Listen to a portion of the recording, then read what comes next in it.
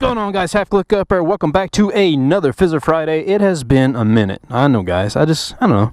Kind of lost a little bit of motivation or something and just kind of crapped out on you guys for a little while. But here I am. We're back.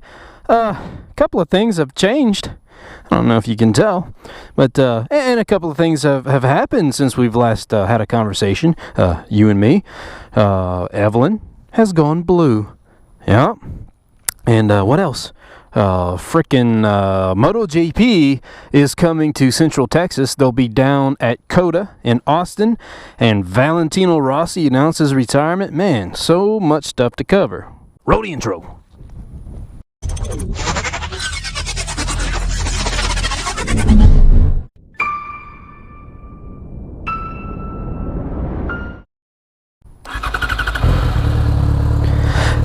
So you guys remember back when I got this seat cowl from my buddy Texas Moto up in Dallas. Man, everything about this bike is always freaking filthy, huh? Got this blue, and I tried to wrap it with vinyl wrap, that urban red and black camo, and it was a complete disaster. And once upon a time, Texas Moto was like, he commented on something, man. He's like, just leave it blue. And it was such a simple yet profound statement, and he's right. Leave it blue. Embrace the blue and trim her out to complement it. Well, so anyways, switched it up from red to that iridescent reflective blue. Matches the cowl quite nicely when that metallic flake pops in the sun. It's decent. I recently found out that these little guys overseas were manufactured in blue. They're made in Thailand. They're genuine Yamaha parts. So as soon as I get paid, I'm going to order a set of those. So that'll be blue as well.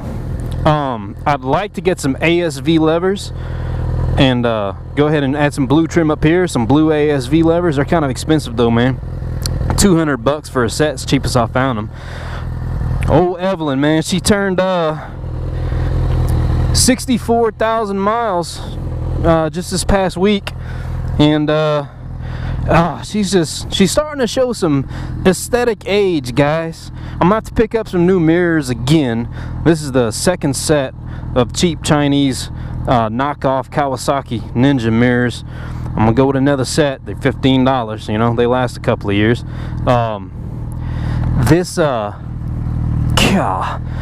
This old original Guider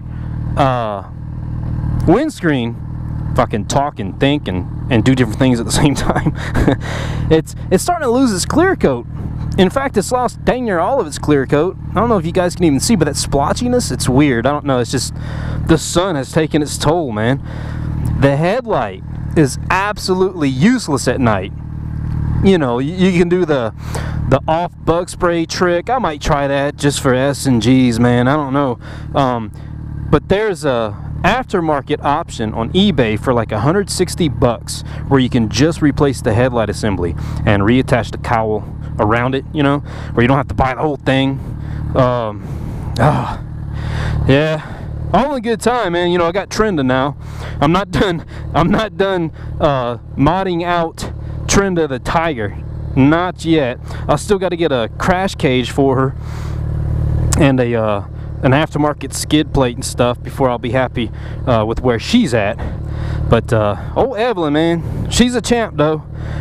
It's kind of exciting just to do little things to change it up though, you know what I mean? Like, just give her some new features, man, and go with that blue.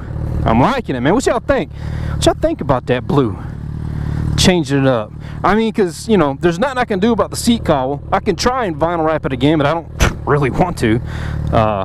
Yeah, I'm digging it, man. I think the blue Yamaha tank badges are going to really just set it off and kind of tie it together. Even those levers, if I ever get those, will really tie it together. Anyways, let's get out of here, man. Let's talk about some stuff. Oh, yeah, so if you've even made it this far, man, go ahead and straight away, and I'll talk about why here in a second, but go ahead and drop a comment down below and let me know what you think about the new blue trim options on Evelyn here. And the reason why I ask you to go ahead and comment is because, you know, the old YouTube algorithm has not been kind to me lately, guys. Admittedly, and part of the loss of motivation here is that for no reason whatsoever, before I even started slacking off on uploads,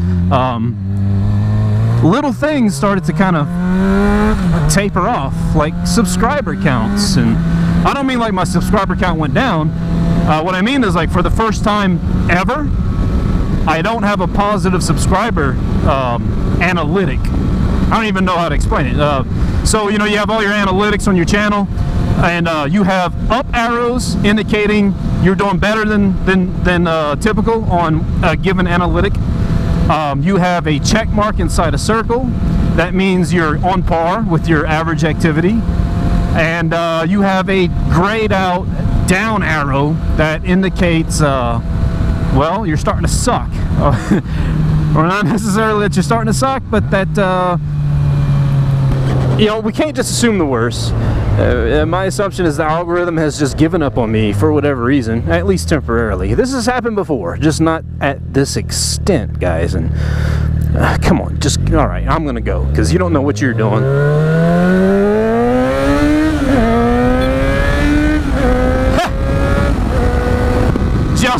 Did y'all hear me honk the horn? I meant to turn off the blinker.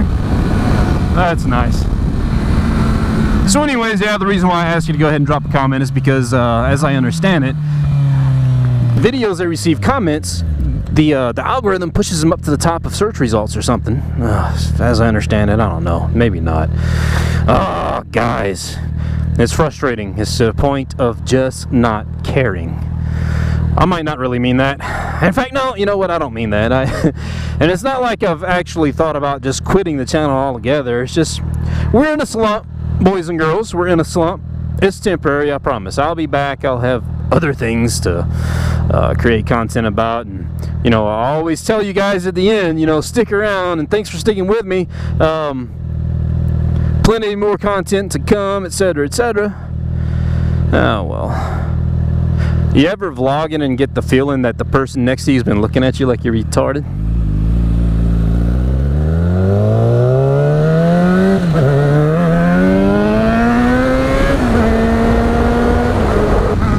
Anyways, enough of all that. I don't ever want you guys to get the impression I'm going to sit here and bitch and moan about myself, right? That's ridiculous. Let's switch it up, talk about some current events in the world of motorcycle racing. Dude! The Michael Jordan of MotoGP, that's right, Mr. Valentino Rossi himself, has announced his retirement. And a lot of us have seen this coming for a long time. Admittedly, I don't follow MotoGP very closely, just enough to have an idea of what's going on.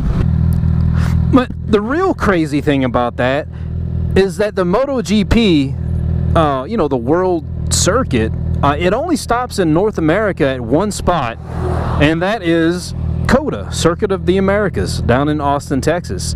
Very well-known racetrack, really popular in the world of F1 racing, and equally as popular in the world of MotoGP. And so MotoGP is coming to COTA in October, which is in just a couple of months, man. And I'm like, dude, Rossi has announced his retirement. It's the last chance to ever see him race, certainly in the United States, and certainly ever again, unless he was come out of retirement. So naturally I looked into tickets and, like, dude, you know, I'm thinking, like, I don't know, I thought it was like $75 for general admission. I think that's what it was in years past. Man, I checked it out, and general admission is not really a thing anymore, come to find out. And tickets start at like $105, I believe is what it is. And I guess what I'm getting at is, I don't know that I'm prepared to spend that much money, because, you know, I would take my oldest son, and, you know, he would want to go, and geez, guys, tickets, gas, souvenirs, food, you're talking about a $300+ day. I mean, that's reality. And I don't know, freaking money, right? Like life. Just man, sometimes opportunity comes along and you're lucky enough where you can seize it. Other times, it's not the budget, you know. So admittedly, I guess we're just gonna have to miss out on that. It is what it is. And man, like I was saying earlier, you know, the Evelyn modification bug is starting to bite me again. Yeah, I really enjoy hopping on this motorcycle once or twice a week, and you know, it's always a feeling of nostalgia. It makes me want to kind of give her some attention all over again. For one, she's about due for an oil change, and I'm digging the blue. I want to add some more blue. You know, that headlight 160, freaking windscreens, boy, they're still proud of those. This is a Puig windscreen, and I got one on my watch list, 91 bucks. Crap, you know? So expensive. What an expensive hobby. Just like anything else, I guess. Oh, by the way, if you're a long-time subscriber, specifically for FZ6R content, you may have noticed my recent upload of the water pump investigation, and come to find out that actual main ceramic seal was fractured, and that was the reason for our factory pump making noises and beginning to weep coolant. But along those lines, as far as upcoming FZ6R content is concerned, I believe I am going to go ahead and take the plunge and bite the bullet and start ordering fork seal stuff, which is more expensive than anticipated. And the reason why I say that is because I'm going to do it right. Here's the deal, man. Sure, you can get away with just replacing the seals and the dust covers, you know, for about 50 bucks. But you know me, man. If you guys have been subscribing for a long time, anything I do to this bike maintenance-wise, I'm 100% with. I don't skimp out. I'm a strong, firm believer in factory OEM Yamaha part replacement options, different things. Hey, let's go motorcycle mode. See if we can't cheat the system. Watch this guy. Watch him. Because we got to go that way. Oh, look at this. How convenient is this? Look. Motorcycle mode! Motorcycle mode! Oh! Oh! Yeah! We got it!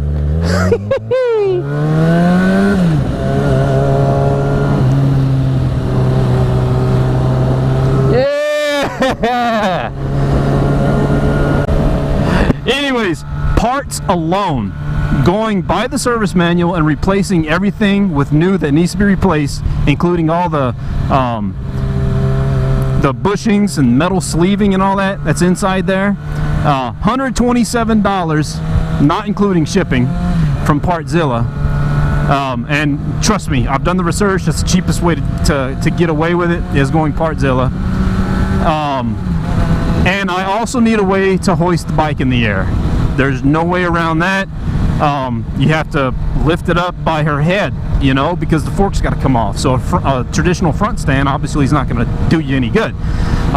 So the cheapest headstand I have found is a Venom unit, which is also the one that Ride the 6 used for his big R6 front end conversion on his Fizzer. Be sure and check that out, man. That dude's got it going on. Yeah, so that headstand is 104 bucks on eBay. Been on my watch list for a while, so that's a thing. You know, it just, you got to collect a lot of stuff to pull off a big job like that. You know, it's just like whatever you got to order for a fork, multiply it by 2, which is why it's 127 bucks just for that stuff, because you got to buy 2 of everything, right? Nothing wrong with that fork, but you know, again, doing it right, got to do them both at the same time. Fresh seals and bits and pieces throughout both of them, man. You never have to touch it again, unless you screw up the job. But yeah, so I had been using the seal mate every now and again on that fork seal, and it works for several weeks to months at a time, and then you hit the wrong bump and it starts weeping again. It's weeping right now, man. It's just been wet here for a while now. I haven't bothered trying to reseal it again, man. It's like, what's the point, huh?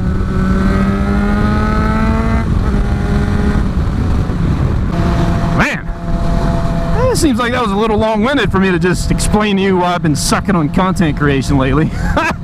Oh well. Guys, more content to come. I will catch you guys in the next one. It's Friday. Y'all have a good weekend.